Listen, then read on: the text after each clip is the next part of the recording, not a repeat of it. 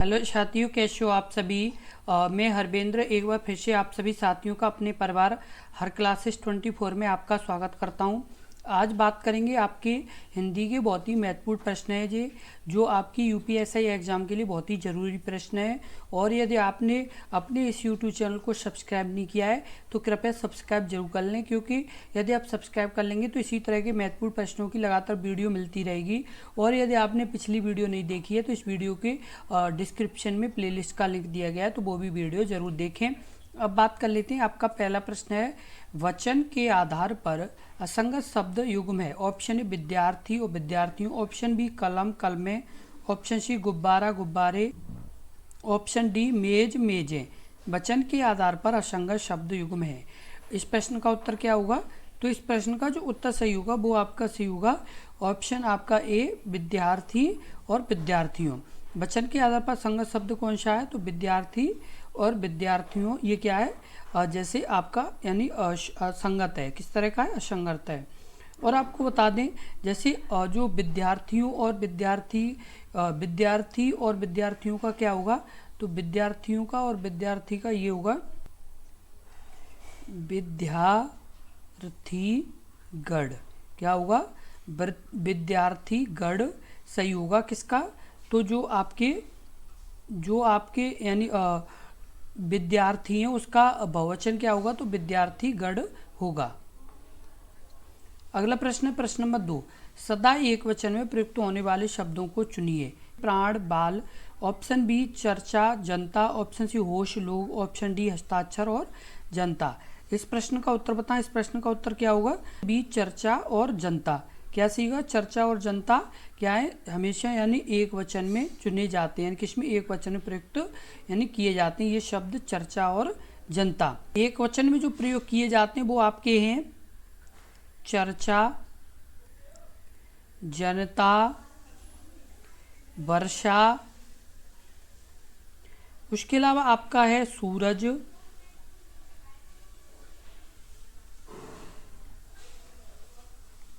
ईश्वर,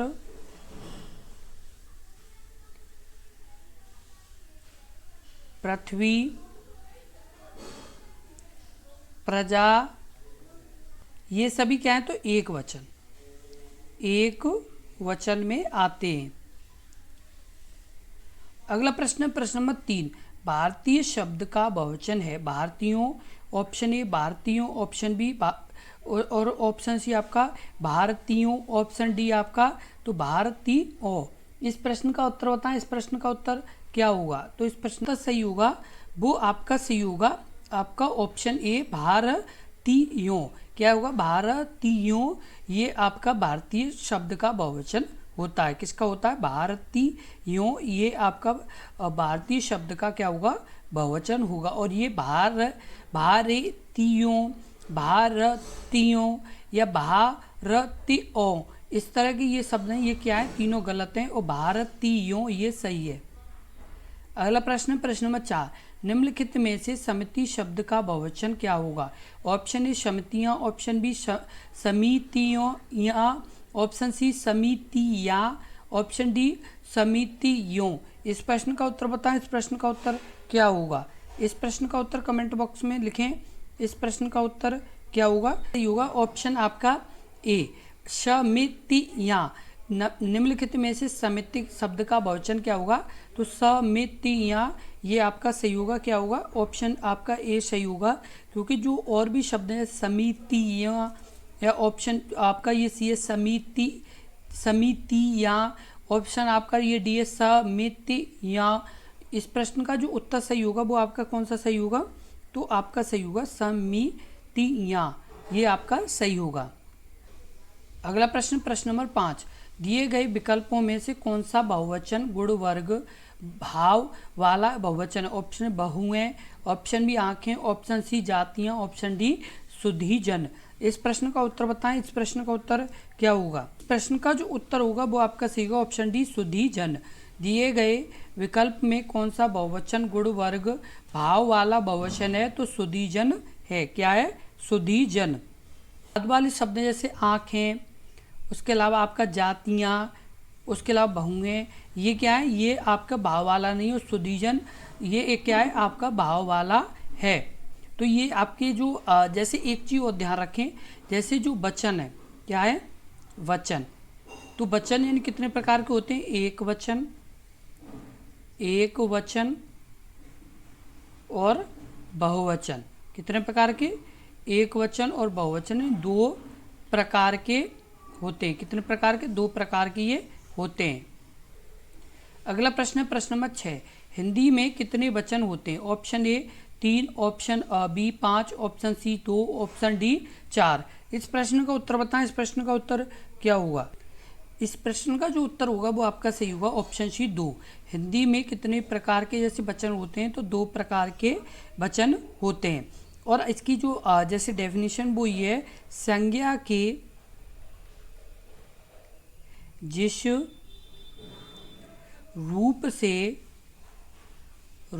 से संख्या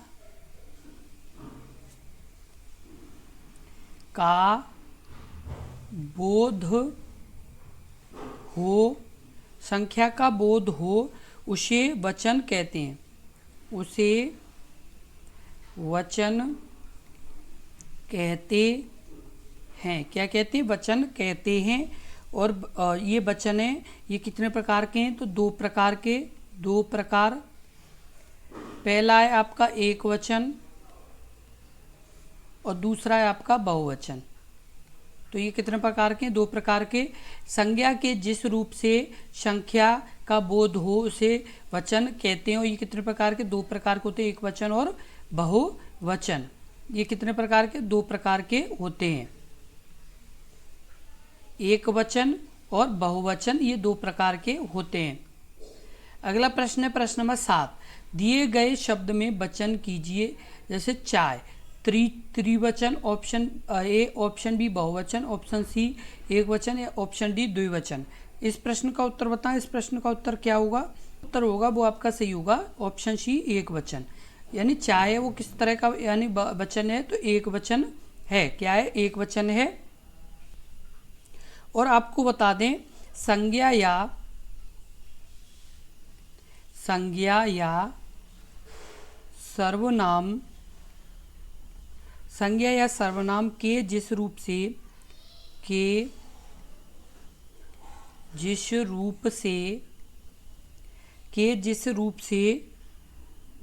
उसके एक या एक से अधिक, उसके एक या एक से अधिक होने का बोध हो, क्या वो बोध होता है, उसे वचन कहते हैं। उसे वचन कहते हैं। क्या कहते हैं, वचन कहते हैं। और हिंदी में वचन दो प्रकार के होते हैं। कितने प्रकार के, दो प्रकार के होते हैं। कितने प्रकार के, दो प्रकार के होते हैं। अगला प्रश्न है प्रश्न नंबर 8, निम्नलिखित में से कौन सा शब्द सदैव एक वचन में प्रयुक्त होता है। ऑप्शन ए सहायता, ऑप्शन बी लड़का, ऑप्शन सी पुस्तक, ऑप्शन डी पौधा।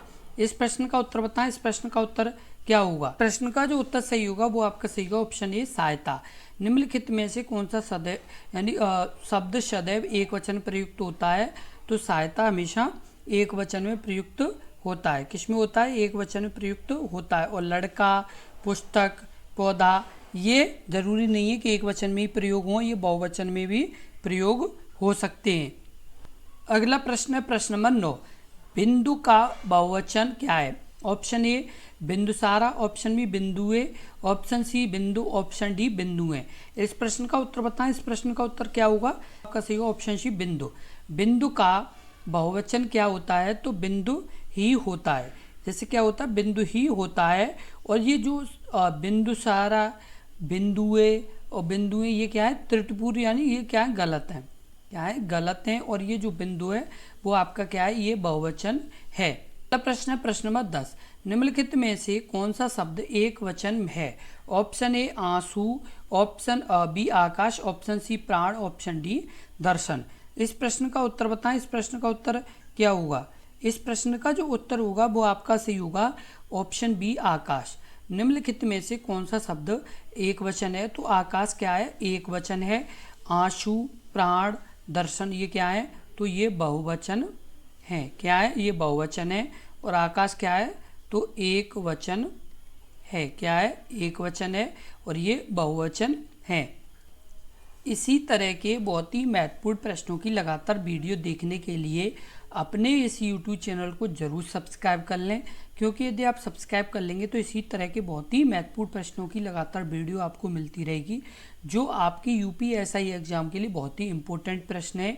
आपको बता दें कि ये जो प्रश्न है ये करीब आपके 40 प्रश्न आएंगे, जो आपके 100 नंबर के होंगे। कितने नंबर के? 100 नंबर के होंगे ये 40 प्रश्न। एक प्रश्न आपके 2.5 नंबर के बराबर है। और आपको एक और महत्वपूर्ण बात बता दें कि इस बार जो वैकेंसी है वो 4500 के आसपास वैकेंसी। कितनी है? 4500 के आसपास वैकेंसी है, जिसमें करीब 16 लाख प्लस फॉर्म पड़ चुके हैं। कितने? 16 लाख प्लस फॉर्म पड़ चुके हैं।